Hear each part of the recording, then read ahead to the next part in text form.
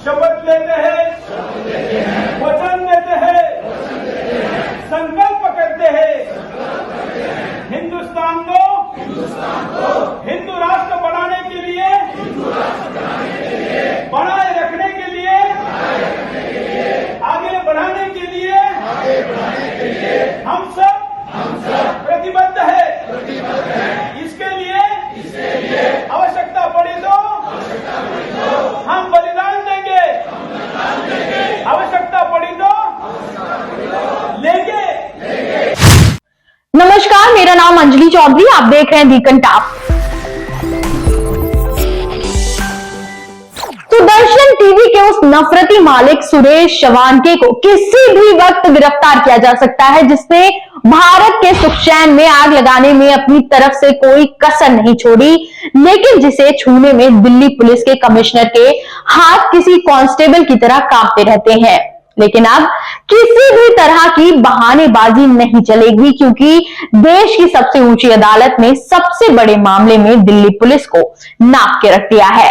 Supreme court ने Delhi police की नीयत का पर्दा ही खींच दिया है। चीफ जस्टिस ऑफ इंडिया ने सीधे सीधे पूछ लिया है कि मजाक चल रहा है क्या? इस आदमी के खिलाफ अभी तक किया क्या है बताओ, और अगर नहीं किया है तो इस मोहब्बत की वजह भी बताओ, हम जानना चाहते हैं। आपको याद हो तो पत्रकारिता के नासूर ने 19 दिसंबर 2021 को कार्यक्रम आयोजित किया था। हिंदू युवा वाहिनी के बैनर तले दिल्ली के गोविंदपुरी में बनारसी दास ऑडिटोरियम में कई गेरुआधारी गिद्ध जमा हुए थे, जो अपने आप को साधु संत, पत्रकार, देशभक्त वगैरह बता रहे थे। उन गिद्धों ने इस देश के संविधान के खिलाफ, इस देश के लोकतंत्र के खिलाफ और इस देश के न्यायिक तंत्र के खिलाफ जमकर जहर उगला था। मुसलमानों को मिटा देने की कसम खाई थी, हथियार उठाने की कसम खाई थी, कानून की व्यवस्था को मिटा देने की कसम खाई थी। और दिल्ली पुलिस कितनी ढीठ है देखिए कि उसने अमन, कानून और भाईचारे के इन लुटेरों पर आज तक कोई कार्रवाई नहीं की, एफआईआर तक दर्ज नहीं किया, खुद तो नहीं की, सुप्रीम कोर्ट में मामला पहुंचने के बाद भी नहीं की, बस उन्हें बचाने में लगी रही।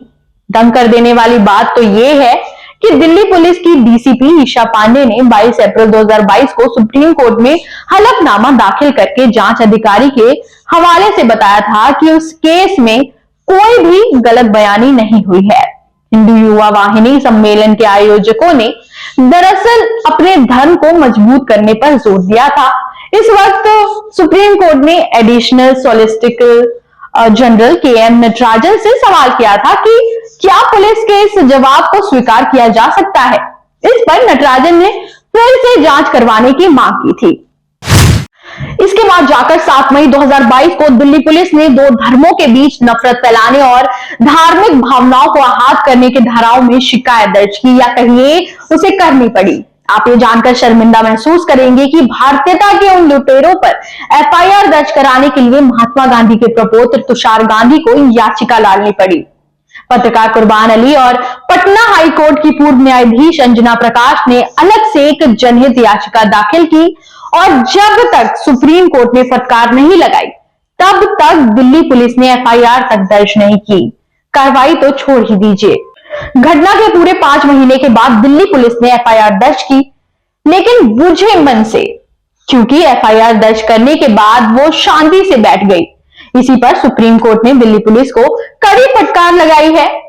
देखिए कि लगभग 1.25 साल से संविधान और लोकतंत्र के वो दुश्मन समाज की शांति में पेट्रोल फेंककर छुट्टा घूम रहे हैं, लेकिन जिस तरह से सुप्रीम कोर्ट ने फटकार लगाई है और शक्ति दिखाई है, उसके बाद से सुदर्शन टीवी वाले राष्ट्र कलंक सुरेश चवानके एंड कंपनी की गिरफ्तारी के दिन करीब आ चुके हैं। आपको बता दें, चवानके उस आयोजन का चीफ गेस्ट था और उसी ने हिंदू राष्ट्र बनाने के लिए मरने मारने की शपथ दिलाई थी। सवाल है कि नफरती भाषण के जिस तरह के मामले में आजम खान को सजा हो जाती है, उन्हें विधायकी तक छोड़नी पड़ जाती है, उससे ज्यादा संगीन मामले में सुदर्शन न्यूज वाले राष्ट्र कलंक के खिलाफ जांच तक शुरू नहीं होती। आपको याद हो तो पिछले दिनों नफरती भाषण से जुड़े मामले में आजम खान को दोषी करार देते हुए सुप्रीम कोर्ट ने 3 साल की सजा सुनाई थी। तो इस सुरेश चवानके को आखिर क्यों सजा नहीं हो रही? ये एक बड़ा सवाल उठ रहा है दिल्ली पुलिस पर। तो आपकी क्या राय है दिल्ली पुलिस की कार्यशैली पर, हमें कमेंट कर जरूर बताएं और चैनल को लाइक, सब्सक्राइब और शेयर करना ना भूलें। नमस्कार।